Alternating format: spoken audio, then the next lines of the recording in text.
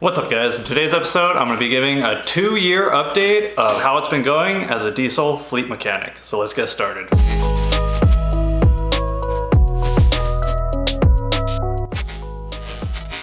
Yo! What is up guys? Nick Nakai here. Let's Drift Media. Thank you for coming back to the channel, or if it's your first time here, please hit that subscribe button down below. We just hit over 50,000 subscribers. I know I haven't posted in almost 2 months now. Sorry guys, life's gotten in the way, but everything's good. Life's been going great actually. Dobermans, the cats, they're all doing good, and the lady. So in January, I hit my 2-year mark as leaving the dealership, the flat rate world, to going to the hourly side as a diesel, heavy equipment, hydraulic fleet mechanic.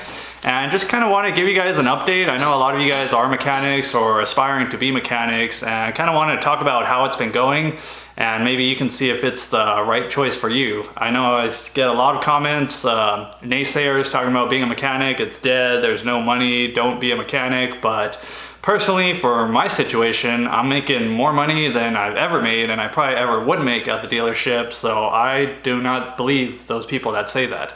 So just want to maybe give you guys even some hope if you guys are starting to feel like this trade isn't for you anymore. All right, so first point I'd say is, do I think I made the right decision now doing this for 2 years, kind of getting a better overall perspective of this side of the automotive industry? And my answer to that is absolutely. I don't think I'd ever go back to the dealer unless I had to, say I lost my job, or unless maybe the dealership started paying their techs a fair amount of wage versus what they're paying right now. Because right now I still feel that the dealerships are screwing over their mechanics and definitely underpaying them. So I guess I'll kind of break it down to the pros and cons, what I've noticed working as an hourly fleet mechanic.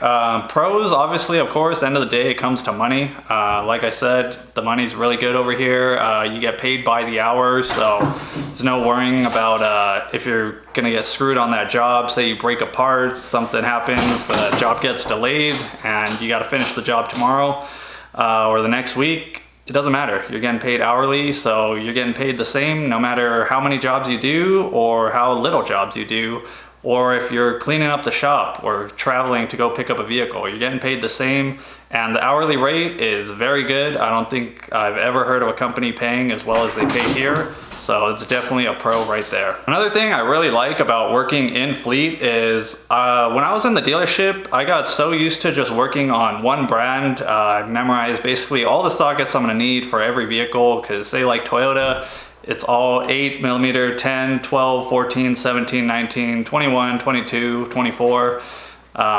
It's like they use the same stuff, so you kind of get stuck in that same mindset, not only with tools, same as processes on repairs. When you're with Toyota, everything's the same. Installation is usually typically the same. A lot of things don't require programming, like say you're swapping out modules, stuff like that. So you kind of get this tunnel vision of like just one brand specific. And I noticed something I definitely struggled when coming into fleet is you're not just working on one manufacturer. So since it's fleet, there's a lot of equipment that we have, anything from trailers to Ford F-150s. Now we're getting some Ford Lightnings, all electric trucks. Obviously the Ford F-550s with the 6.7 diesels. Then you get the heavy big semi trucks like the Internationals with the Cummins or the Kenworths, and a lot of different manufacturers, not to mention these one-off little brands. Like some of the trailers have some weird motors on them, weird equipment, hydraulic equipment, stuff like that, as well as the boom systems that operate these buckets that are hydraulically controlled. A lot of those are Altec or Terex. So there's a lot of different brands and manufacturers that you have to work on, so you kind of have to adapt.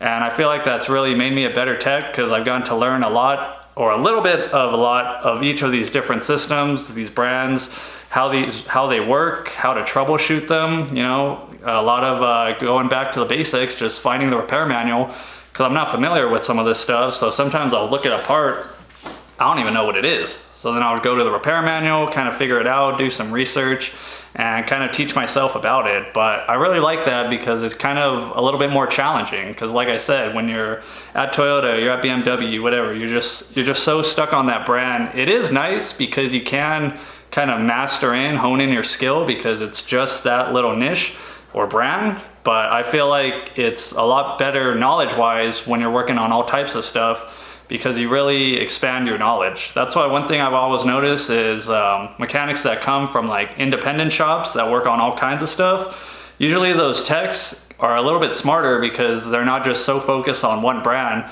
Yeah, they might not be an expert in that one area, but they kind of know a little bit of everything, and I feel like that really plays a big role when it comes to wrenching. Another cool thing about working hourly fleet is you no longer have those customers that are just, or customers in general, that are just pounding on you to get the job done. Every now and then I'll still have some situations where it's like the users need to take this vehicle out on a job and they really need that vehicle. So in those cases, it kind of is like, okay, let's get the job done, let's hurry up, go, go, go. But again, if something happens, say a part breaks or we don't have the right part, then it's like, you know what, we're sorry, like we can't finish the job. And I would say it's not as big of a deal or stressed upon like it was when I was working in the dealership. So it's really nice to get to take my times since a lot of these jobs are new to me. Like the other day I did like a high pressure pump on one of the 6.7s. Never done that job before in my life. I looked at the book time, I think it paid like 6 or 7 hours. Took a little bit longer than that, but it was because I was just kind of taking my time to make sure I do the job right and not break anything and actually fix the problem for that vehicle. So that was pretty fun. So yeah, it's nice not to always just be worrying about book time. How much does this job pay? How much does this job pay? It's more like, okay, let's just do the job right the first time so it doesn't come back. Another nice thing about working in a lot of these fleet companies is I'd say you get more days off during the year, a lot more paid time off, as I would say. Pretty much get every single official holiday off during the year. During like the Christmas, Thanksgiving days, we end up getting a lot of time off just because the way that their day off system works. I get 2 weeks of paid vacation right when I started.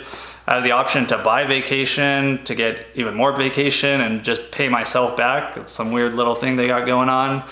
And yeah, just a lot more days off. And since I'm working on a 980 schedule, I'll work Monday through Friday one week, and the next week I'll work Monday through Thursday. So it's like I get a Friday, Saturday, Sunday off, then I get a Saturday, Sunday off. But every weekend off is definitely a plus because all the dealerships I've worked in, you're working Saturdays a lot. Usually it's pretty mandatory.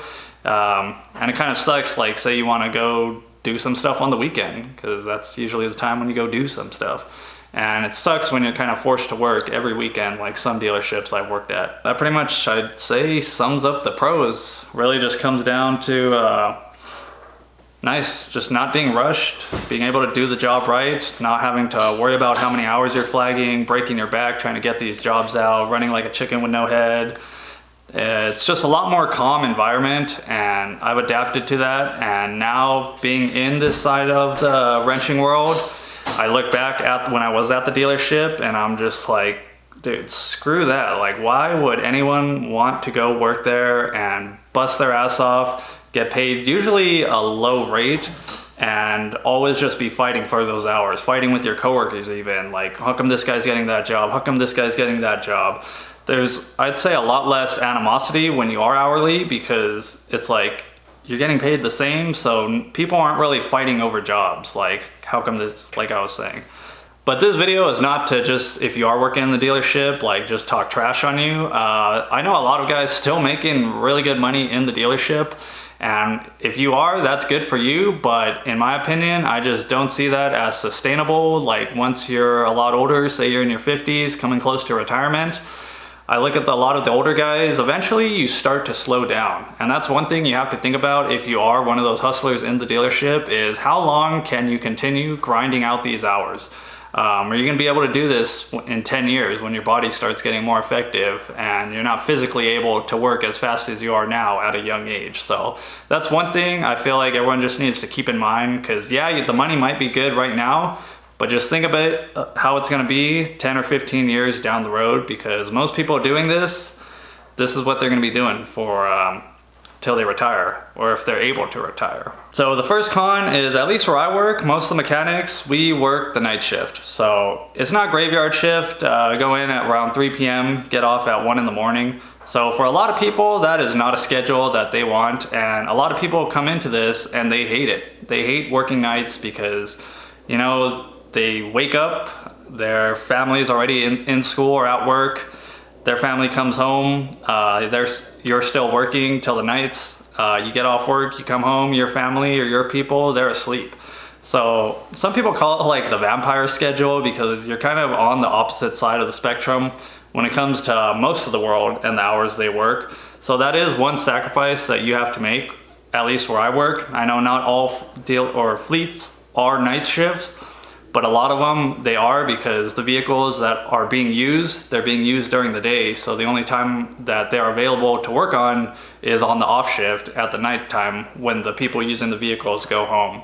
So that's definitely one thing, anyone considering it, or if the company is working nights, I would really take that into perspective, because it really just puts you on the opposite schedule. And I know it's like, oh, you still have your weekends where you can do whatever, but if your mind is just wired to work during the night, you pretty much get used to staying up late and sleeping in late. So just something to think about. Think about the schedule where you're applying, if that's something that's going to work for your lifestyle. I notice a lot of people who have children don't really like this schedule because they say they don't really get to see their children and they kind of feel like they're missing out on their lives, which I understand. But luckily for me, no children, so that part doesn't really affect me as much. Another drawback I would say is general motivation is, I would say, a lot lower when you are on the hourly versus the commission flat rate side, because like I said, at the end of the day, you're gonna get paid the same. So you see a lot more people kind of, I wanna say, dragging their ass, because if in their mind, if I'm gonna get paid the same whether I do this job in 5 hours or whether I milk it and take 10 hours, I'll just milk it and take 10 hours. So that's one thing I've definitely noticed.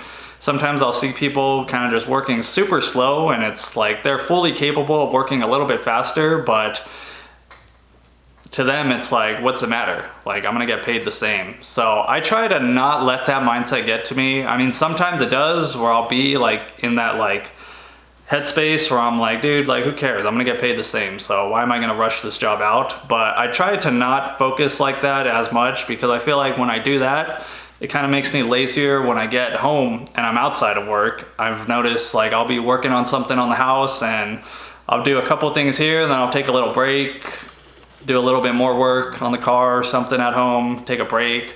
And then before, it was like I kind of had that flat rate mindset and it kind of transferred to my outside life. So that's one thing I've been trying to balance, is my outside life versus my work life when it comes to that type of motivation, because I kind of feel like it starts to take over and I'm like, whoa, whoa, whoa, whoa, like, what am I doing? Like, stop being a lazy ass, like, get your ass in gear. So definitely one thing I've noticed. Another thing with being fleet, it can get kind of repetitive sometimes. When I was an entry-level tech, you guys know I was just changing oil, doing inspections, tires, maybe a brake job here or there. That got real repetitive really fast. But now being an actual line technician, I do get to do a lot more repairs, a little bit more heavy line, which is nice.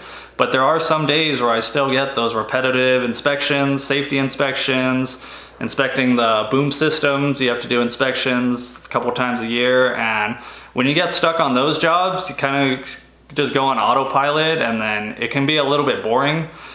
So just another thing to think about. Sometimes it can get repetitive. So if you're someone who likes just working on new stuff all the time, finding new problems all the time, I would say the dealership definitely was a little bit more interesting most of the time. And I guess that sums it up. So overall, 2 years in, I'd say I made the right decision.